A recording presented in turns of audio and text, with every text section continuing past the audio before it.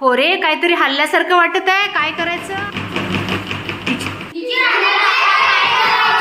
अरे भूकंप आल्यासारखं वाटत आहे. चला चला कुठेतरी लपायचा प्रयत्न करा. चला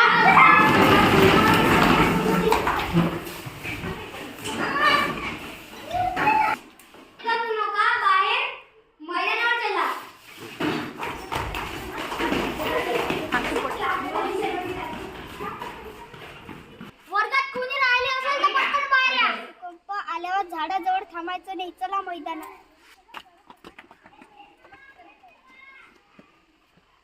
अगं भूकंप आल्यावर बिल्डिंग मध्ये थांबायचं नाही. चला चला लवकर मैदानावर जाऊ.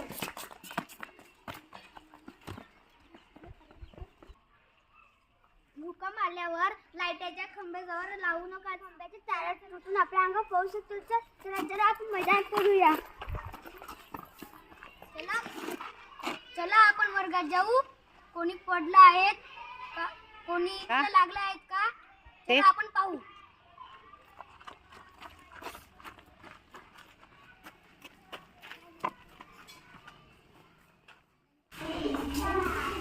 अरे या तर खूपच लागलेलं आहे. इथे एकटी कधीच राहिली तर काय करायचं? चल आपण ट्रेचर पुन्हा नाही ना दवाखान्यात घेऊन जाऊ. चल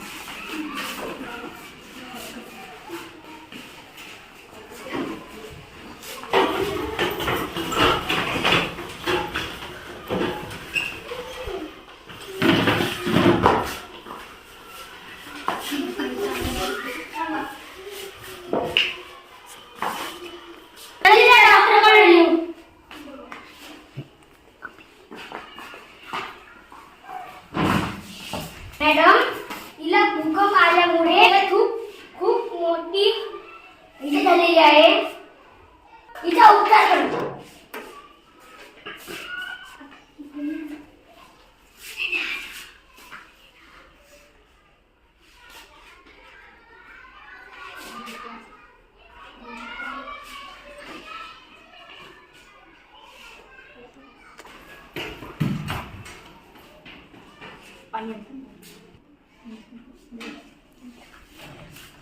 चला आपण हल्ला घरी नेऊन सोडू.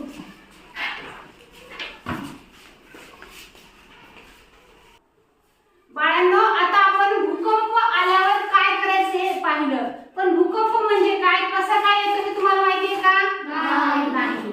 तर जमिनीच्या पोटामध्ये जे खडक असतात त्या खडकामध्ये अशा वेगळ्या लहरी तयार होतात आणि त्या लहरी तयार झाल्याच्या नंतर जमीन काय करते, अशी हालायला लागते. जसं मगाशी वर्गामध्ये फॅन हलत होता, चार्ट हलत होते, तुमचे टेबल हलत होते.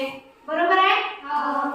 तर एखाद्या मुलाने जर समजा पाण्यामध्ये तलावामध्ये एखादा गोटा फेकून मारला.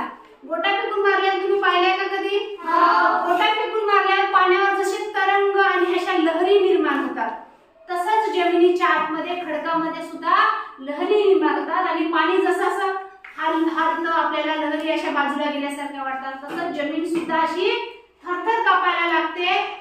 एखादं जर मोठं घर आलेलं असलं तर ते पूर्ण पडतं. त्यानंतर मोठ्या मोठ्या बिल्डिंग सुद्धा पडतात, झाडे पडतात.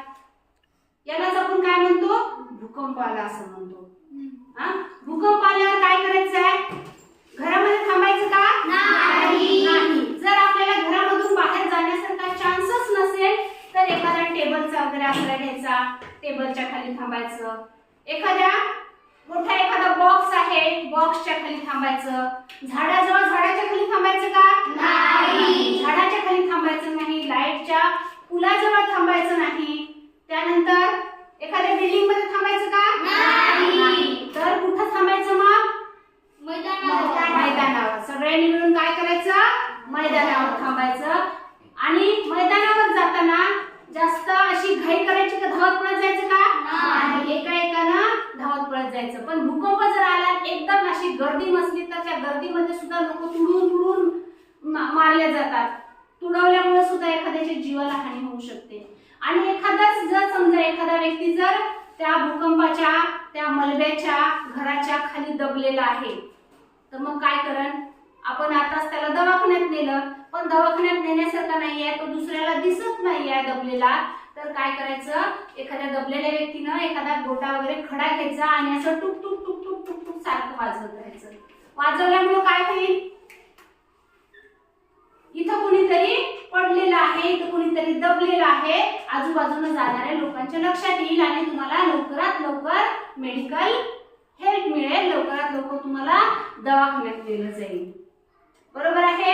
आलं तुमच्या लक्षात भूकंप म्हणजे काय? भूकंप आल्यावर काय काय करायचं सांगा?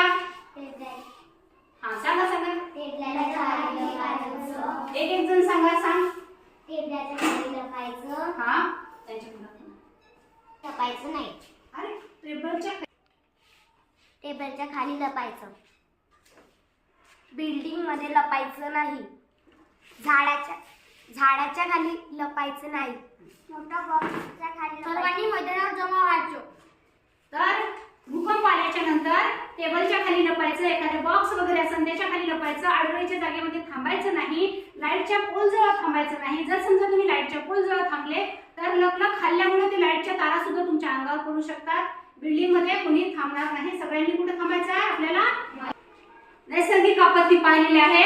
तुम्हाला त्याबद्दलचं होमवर्क असं आहे की तुम्ही घरी जाऊन भूकंप आल्यावर काय करायचं, आई वडिलांना सांगायचंय की भूकंप आल्यामुळं काय काय होतं, कोणकोणती नुकसान होतात, काय काय करावं लागतं हे आपल्या मम्मी पप्पाला सांगायचं आहे. आणि भूकंप आल्यावर काय करावे आणि काय करू नये याची यादी करून उद्या शाळेत येताना घेऊन यायची.